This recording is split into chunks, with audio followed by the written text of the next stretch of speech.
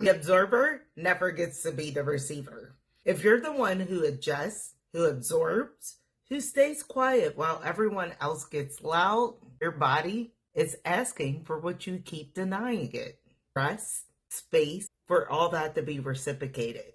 And here's what no one tells you. Burnout, it's not weakness, it's strength. Used too long without support. By the end of our conversation, you'll know the one shift I made that changed everything. And the micro action you can take tomorrow that won't feel like quitting. Let me ask you something. When was the last time someone asked you, how you doing? And you actually waited for a real answer. Not fine, not busy, a real answer. If you can't remember, keep listening. Because what I'm about to share is not theory. It's what I lived for 23 years and what finally woke me up. I'm Shatica. My friends call me Myss T.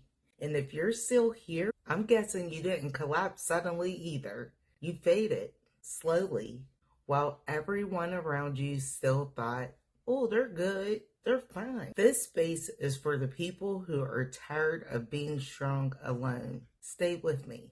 I was standing in the bathroom. I was at work holding a clump of my own hair.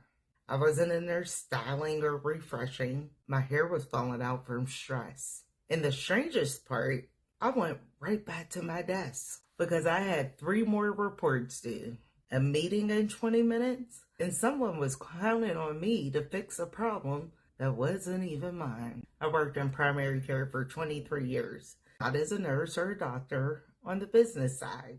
I'm talking scheduling, metrics, compliance, the machinery that keeps everything running. And I was good at it. I mean, really good. So good that when things broke, they came to me. When systems failed, I adapted.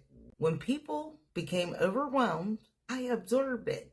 For years, that felt like strength. Until one morning, I woke up and I couldn't remember the last time I felt like me. Me, myself, and I, that is. My body tried to tell me by my hair falling out, my weight swinging, headaches that lived right here in my shoulders. But I didn't call it burnout.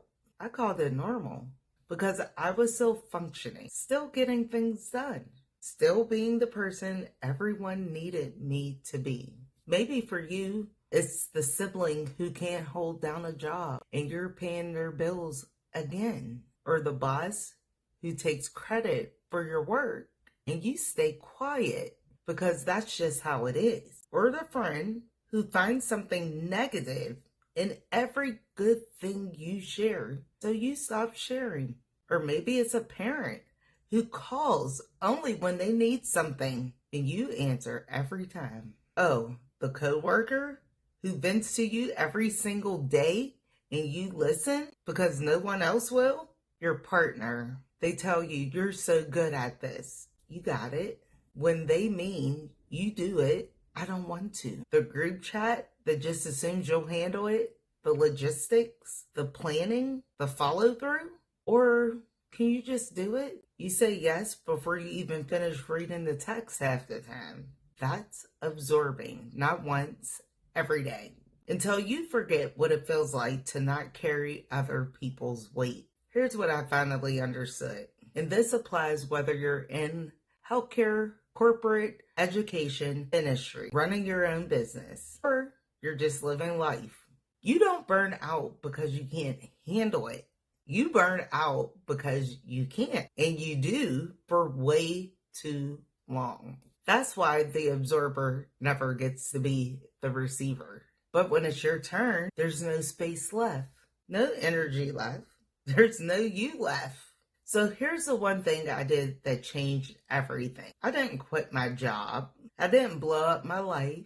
I didn't suddenly set boundaries like some self-help guru told me to. I did something much smaller. I stopped saying I got it when I didn't have it. That's it. One phrase, one pattern. Someone would come to me with a crisis, and instead of automatically absorbing it, I paused.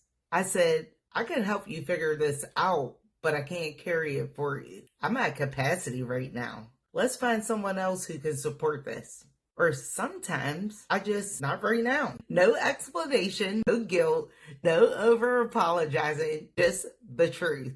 Let's talk about what changed for me. Because at first, it felt like failing. Like I was just letting people down. Like I wasn't strong anymore. But here's what actually happened. People adjusted. Not everyone liked it. I didn't care. Some pushed back just a little. But the ones who mattered, my husband, my children, they respected it. Something else shifted. I started receiving, not because people suddenly became more thoughtful, but because I finally had the capacity to notice when someone was offering something to me, a kind word, an offer to help me complete a task, a moment of care. I had been so busy absorbing, I couldn't receive. And when I stopped being the absorber, by default, I became a person again. Not a function, a person. Then something I didn't expect happened. All that energy I used to spend carrying other people's problems, I redirected it. It's cold out now, but usually I'm in my garden. I'm growing herbs. I'm making soap, some cold press, some warm press, all with my own hands. Yes, that's what I do. See, I'm getting ready to pack a box now to ship out to people who love what I create with my own hands. That same strength made me good at absorbing things for everyone else's chaos. But now I'm using that same energy to build something that's mine for me. And I'm here on social media talking to people like you on a daily basis, not to keep you comfortable, but to pull you out of the fog. Because being in the fog, it's just not cool. It's not strength, it's survival, pretending to be life. You deserve more than that. But here's what I want you to do tomorrow, not someday, tomorrow. Pick one thing you could be automatically saying yes to and pause. Pick one thing. Before you say, I got it, before you absorb, before you adjust, just ask yourself, is this mine to carry today?